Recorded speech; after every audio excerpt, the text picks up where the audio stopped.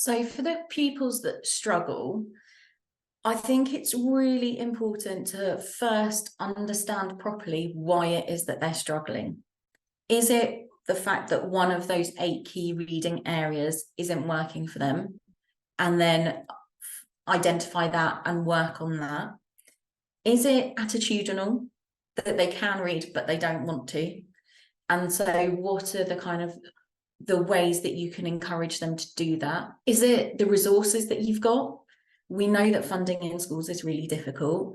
I've been into school libraries where they're having to keep old stock because they can't afford to replace it.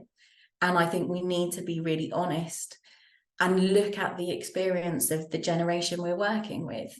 Everything is so visual now. It is so snappy. It's so in your face. It's so well designed and graphically appealing.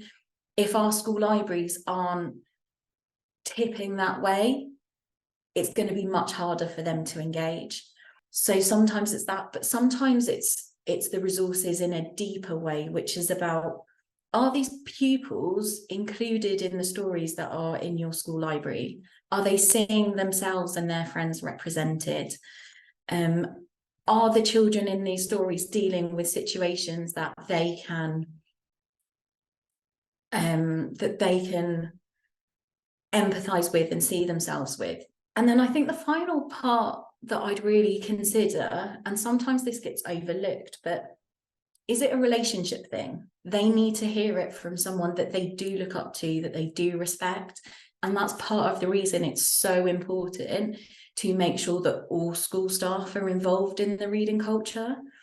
So PE department, drama, DT, your site team, the catering team, everyone plays a role in ensuring that all children can see and understand, how reading plays out in the real world.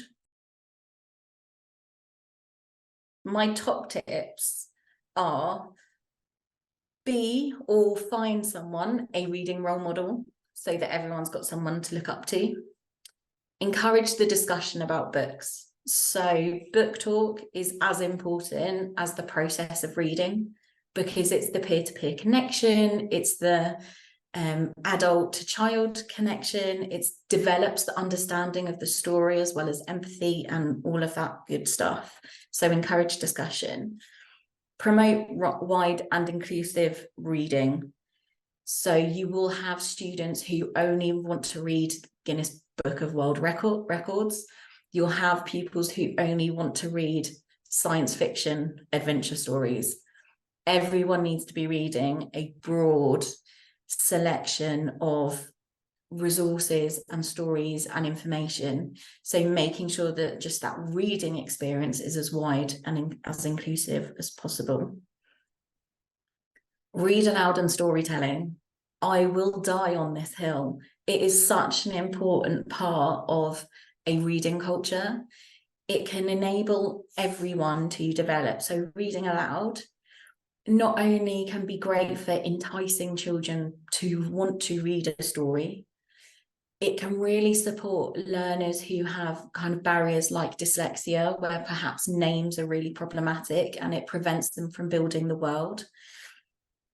But it's something that's as important in secondary as it is in primary, because you just change the text that you're reading. So you can continue to show what more complex and involved reading experiences look like, and you can model all of the syntax and grammar and punctuation that goes along with that. And storytelling is something which is so overlooked, I think.